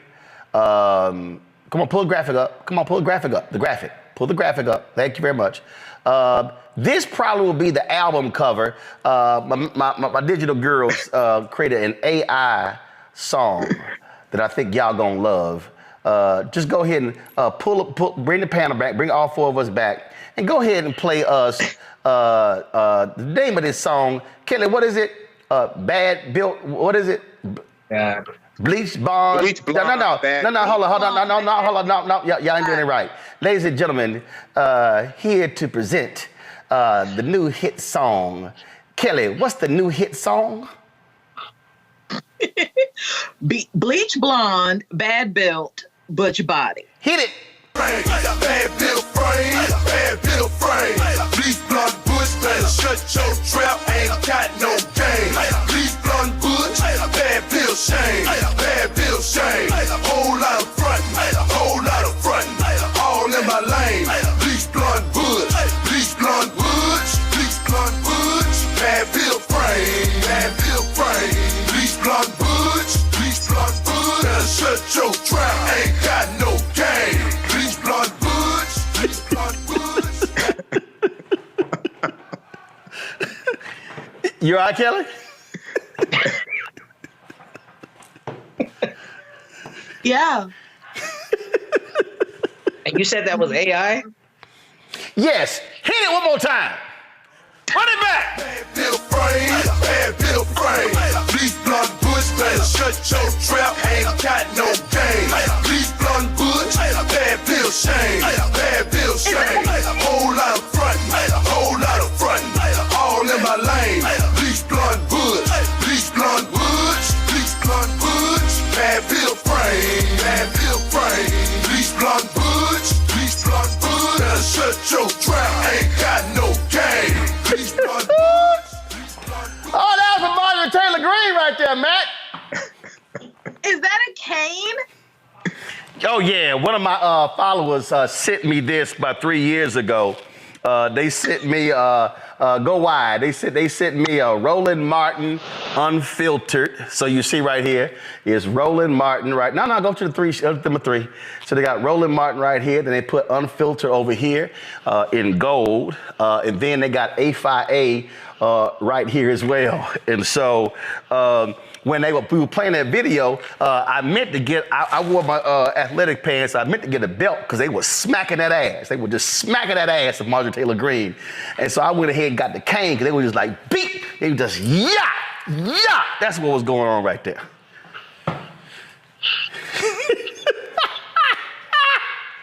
I told y'all, listen, I am creating a new segment on Roland Martin Unfiltered.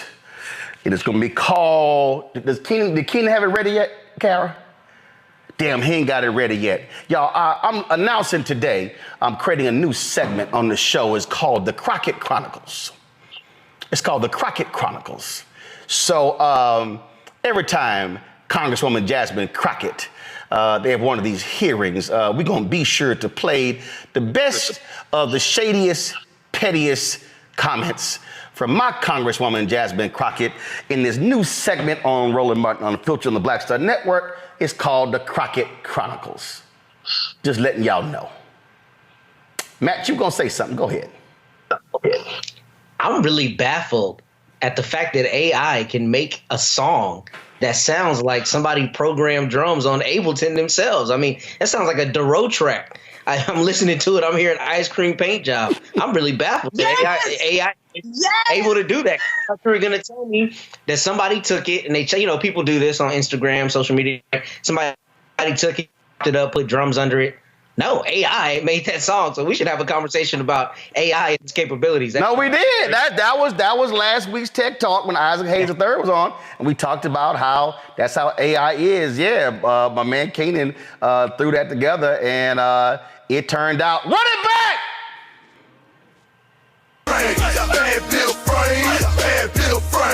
Bleach Blonde Butch, better shut your trap. Ain't got no game. Bleach Blonde Butch, Bad Bill shame. Bad Bill shame. Whole lot of frontin'. All in my lane. Bleach Blonde Butch. Bleach Blonde Butch. Bleach Blonde Butch. Bad Bill frame. Bleach Blonde Butch. Bleach Blonde Butch. Better shut your trap. Ain't got no game. There you go. Now that's when Congresswoman Crockett gonna say, "Coma, give me my theme music." It's funny because one of my IG friends, his name is King Wallonius. He's the creator of BBL Drizzy. He just came out with a Bleach Blonde song as well. So I'm looking. Hold up. What's his handle? King Wallonius. He's the one who created King Wallonius. On How the hell is spell Wallonius? WILONIUS.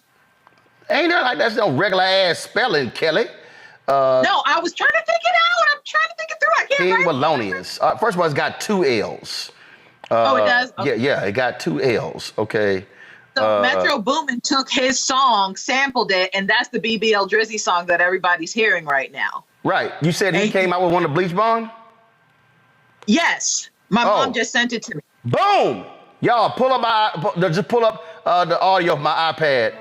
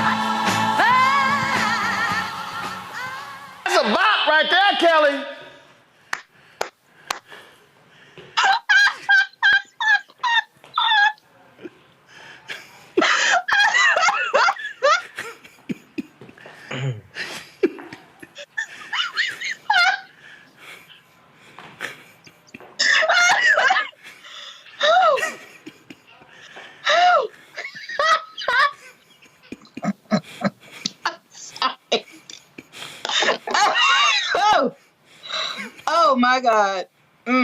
You all right? I'm great. I'm great. That was wonderful. That was great. Shout out to King Wallonius. Yeah, King Wallonius. That's a bop right there. He's an amazing he's a comedic songwriter, and his whole page is just full of bops like that. Like I said, he did BBL Drizzy. He's done that. He's just like this AI guru when it comes to songs and imaging and all of those things. And I've seen his stand up. He's come out to the DMV area for stand up stuff, and I mean, just incredible talent. And I'm excited that his page has been blowing up since the Drake Kendrick Lamar thing. I hope this takes him to the next level as well, because he deserves. He's really good. He's really good. Hey, Michael, that sounds like a Motown song right there. Yeah, it does. I was just looking at the 2022 midterm election results while we were listening to this music, and looking at Marjorie Taylor Greene. She won by her district. I think she got like 61% of the vote, something like that, 65% of the vote.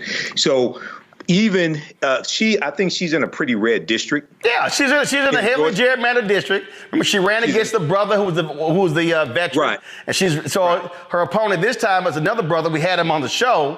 So another brother who's running against her. But again, Republicans have the gerrymander of these districts. But I think the smart play for Democrats is to mock her silly ass at every turn, because she is truly the second dumbest member of Congress behind Lauren Boebert. And Lauren Boebert on recount, she won, if I remember correctly, by something like 546 votes. Yeah, so trust me, she's scared. That's why she's running in a neighboring district, because she was gonna get a behind kick. Matt, real quick, final comment, Matt. Well, first, I was really impressed by how authentic that horn section was for Motown. So that's what I was listening to. But my final comment on it is we should not allow this. These are lawmakers who have the fates of our lives in their hands with a lot of the bills that they pass. They should not be able to shirk that duty for political points, and that's what we're seeing. And my 4-year-old is showing me his tablet. So that's the end of my comment. All right. All right, I'm going to go to a quick break. We'll be right back. Roland Martin Unfiltered on the Black Star Network, the home of the, bad built, Bleach Blonde, Butch Body, something like that. Y'all know what it is. Matter of fact, you know what? We're going to play that song again before we go to the break. All right, I'll be back in a moment. Bad bill frame. Bleach Blonde Butch, better shut your trap, ain't got no game. Bleach Blonde Butch, bad bill shame. Whole lot of frontin', all in my lane. Bleach Blonde Butch, bad bill frame. Bleach Blonde Butch.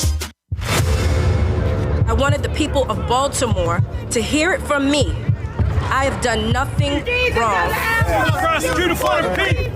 But I see that what you are trying to do is destroy this black woman for doing her job. I have heard your calls for no justice, no peace. However, your peace is sincerely needed as I work to deliver justice on behalf of Freddie Gray. Maryland was a force to be reckoned with. I was assuming this was all because of Freddie Gray, but it actually is much deeper than that. Baltimore's top prosecutor, a woman named Marilyn Mosby, was indicted yesterday in the Eastern District of Maryland for perjury. Couldn't help but think about Donald Trump. This is what you got to deal with when you are a black woman fighting for just causes in America. Yeah, but just take it on the police, period. She's stepping on their toes. They want to cross her out of the system so she can't stand up for the preacher. Reached in the pool and grabbed me and pulled me out. Imagine if this were you. You would want people to stand in your corner. I lost my car. I lost my job. I lost my marriage. And I almost lost my mind for a little while. It is so much right now, Lord, and I'm just saying, why are you putting all of this on me? I'm about to break. Folks, Black Star Network. Network is here. I'm real revolutionary right now. Support this man, Black Media. He makes sure that our stories are told. Thank you for being the voice of Black America, Roland. Stay black. I love y'all. All momentum we have now, we have to keep this going. The video looks phenomenal. See, this difference between Black Star Network and Black-owned media and something like CNN. You can't be Black-owned media and be scared. It's time to be smart. Bring your eyeballs home. You dig?